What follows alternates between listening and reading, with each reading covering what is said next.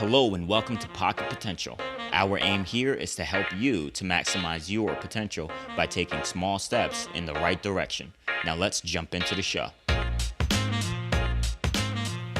All right, welcome back. I'm your host, Paul Croswell, and I am so glad you're here today. We're going to be talking about why you should celebrate when other people win, which is something that's not always very easy to do all the time, especially for certain folks, depending on your background. But before we dive into the content today, I want to thank you so much for your amazing support of the Pocket Potential. We've done nothing but grown as a result of your support, and I'm just so grateful. I really am completely just flattered at the idea that this content is helpful enough to you that you would share it with others. And if you're new to the podcast and you'd like to be a part of helping to support and helping to help us to grow, there are a few things that you can do in order to do that. First is share the episode with a friend or family member or coworker that you think it can be a benefit to. Whenever you do that, it is a massive, massive help to us, and it helps to spread the word about what's happening here at the Pocket Potential. The second thing that you can do is leave a positive review on whatever platform you're happening to listen on. Whether that's on Apple or Spotify, wherever you listen, or maybe you're even on YouTube, leave a positive review on the podcast. It's extremely helpful when you do that, and it really is a big deal to us. The final thing that I'll remind you about is to make sure that you subscribe. That way you get notified whenever there is a new episode and you don't miss out whenever new content comes around.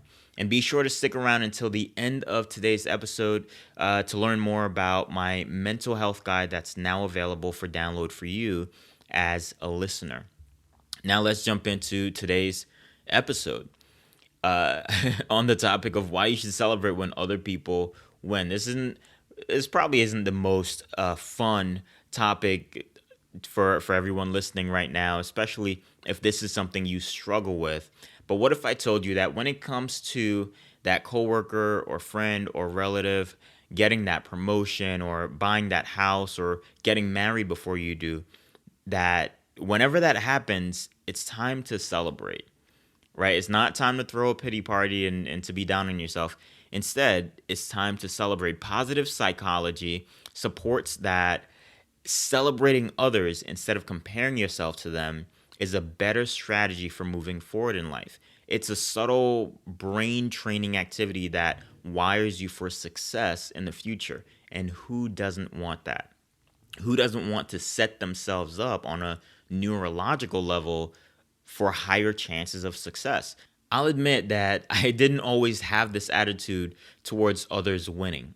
I've been fortunate to be a high achiever in my head in most areas of life, at least the areas that matter to me. Emphasis, by the way, on in my head, okay?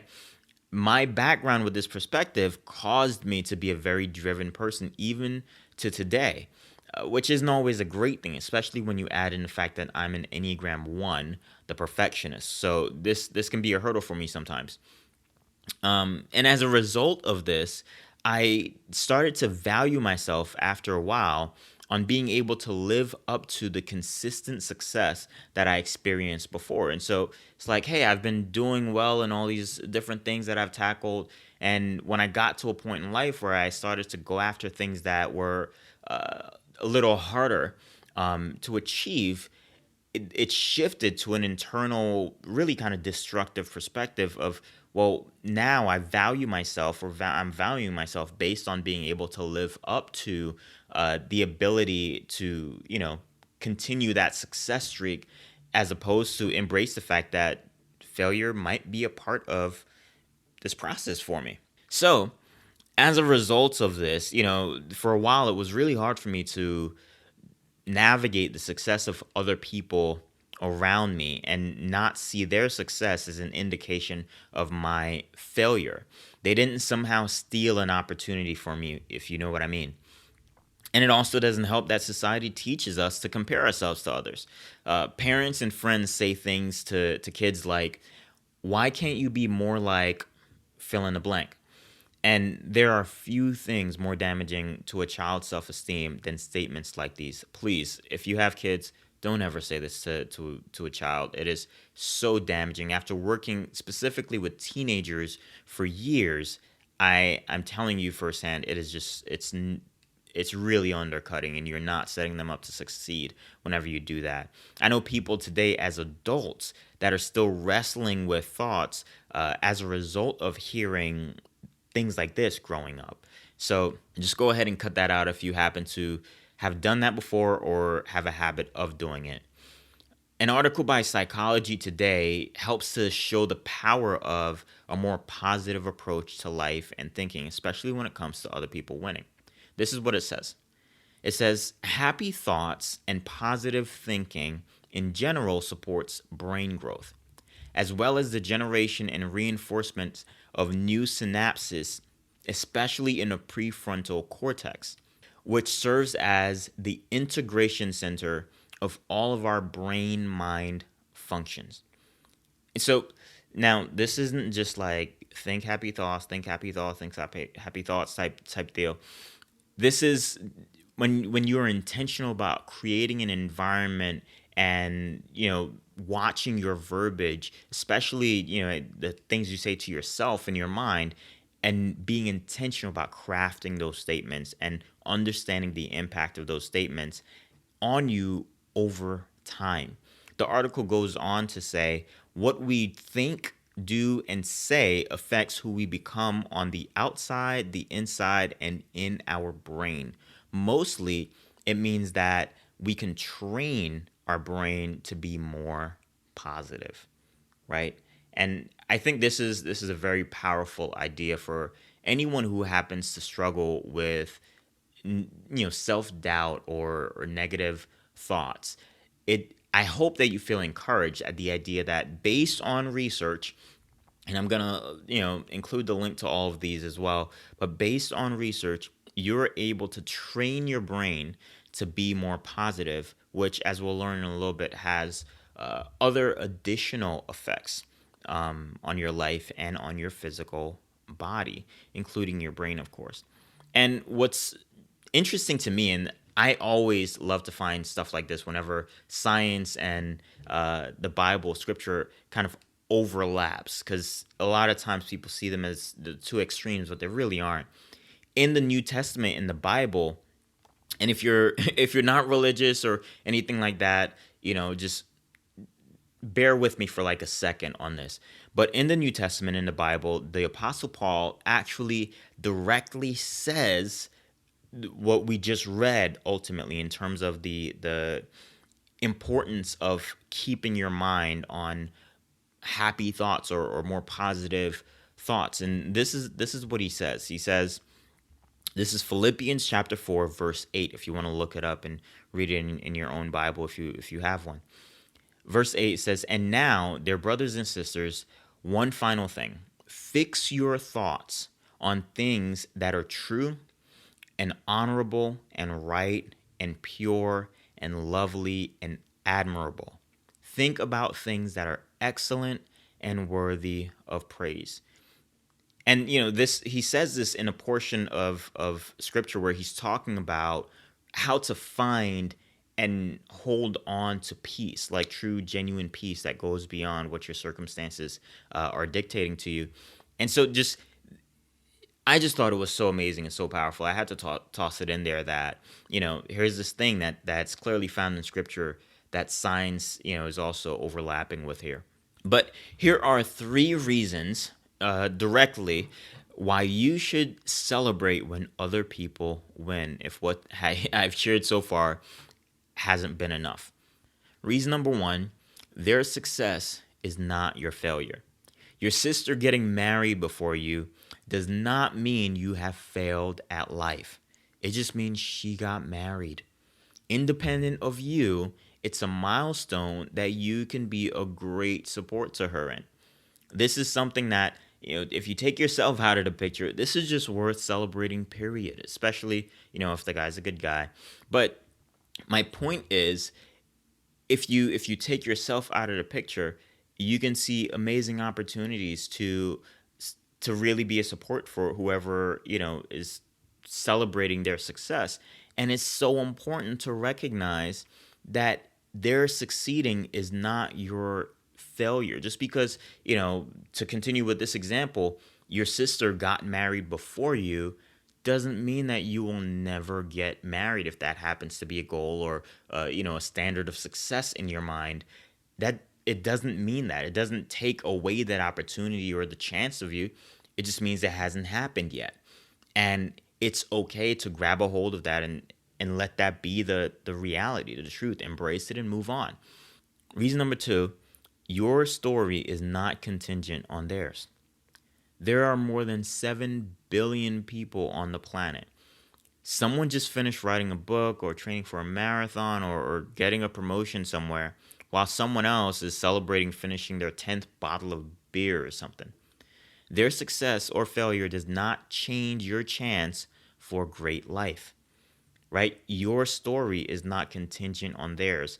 The amount of success that they find does not change what your story can be as you navigate it, as it unfolds before you, right? And so it's so important to learn to separate that and allow it to stand independent of each other, that your story is not contingent on their success. Now there are certain circumstances where to an extent it might be, right? For example, a spouse or a parent. If you're married, your spouse's success does have a direct impact on your story. That's the reality. But if you're married, the whole idea of marriage is that two people become one, right? Not to say that you're not finding your own independent success, but their success is your success, and your success is their success. And as long as you guys create room and allow room for the both of you to pursue the things that God has placed on your heart, then you can both succeed and you can both contribute to each other's story in that way. There really is no need to be crabs in a barrel. And then the final reason is you train your brain for optimism when you celebrate others. You train your brain for optimism when you celebrate others. An optimistic view on life, including towards the success of other people, rewires your brain for success. A study by the American Journal of Lifestyle Medicine actually found links between a positive attitude and improved physical health.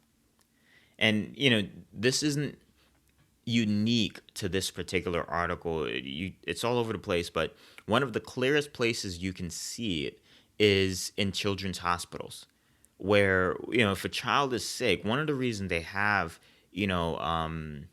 support animals come through, or they'll have, I don't know, like a clown or just different things like that come through in the children's hospitals to help them to laugh, to help to show a brighter side to what they're navigating, is not just, hey, we want you to laugh a little while you're going through this difficult thing. It's that the science reflects that a positive attitude, right, a more optimistic perspective is highly beneficial to your physical health and your body's recovery from ailments.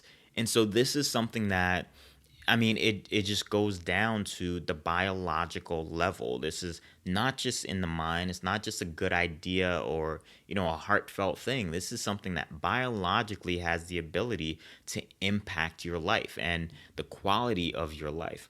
And so those are the three reasons why you should celebrate when other people win. Their success is not your failure. Someone else succeeding does not mean you're a failure. Their story is not your story rather is not contingent on theirs, right? Their success or failure doesn't impact or change what your story could be. Your best friend or your sister or whoever, stepping into a new season of life in one way or another does not change what your life could be, right? And then finally, you train your brain for optimism when you celebrate others. And when you are more optimistic, when you have a more positive outlook, it has a direct impact, positive impact on your physical health, which I would say by itself is worth the effort. And so today's question as we wrap up is, how do you train yourself to think more positively? Have you thought about doing that? Um, there are many ways to actually train your brain to be more positive. Something as simple as trying to smile more often has been one of the top recommended things in all of my research. There's an article by Forbes that I'll link in the description of this episode that you can check out that gives some suggestions. But if you already do this, how do you do it? Leave a comment or send me an email or a message following the link in the description to send a voice message. And let me know how you do it. How do you go about, helping yourself to be more positive and to have a more positive outlook on life? And I told you to stick around until the end of the episode to hear more about my free mental health guide. I'll include a link to the download page of the guide in the description of this episode. But I made this because a lot of people I come across are held back by what I like to call minor mental health obstacles. These are issues that aren't severe as far as mental health goes, but they're big enough to impact your day-to-day life. They have the ability to hinder your focus, slow down your productivity, and really keep you from being able to function at your highest level. And no one wants that. So I've compiled a list of the 5 best ways to boost your mental health quickly. So if you or someone you know could use something like this, go ahead and follow the link to the download. It is completely free. Thanks so much for listening to The Pocket Potential. My goal, as always, is to help you to take a small step in the right direction. If you like and support this podcast, be sure to subscribe and leave a positive review on whatever platform you happen to listen to us on. And be sure to share this episode with a friend or colleague that you think it can benefit. You can also read the blog post version of this episode on my blog. That's paulwcroswell.com/blog. paulwcroswell.com/blog. And you'll be able to find it there. All right. Thank you again for listening. And always remember, a small step in the right direction is a big, big deal. Until next time.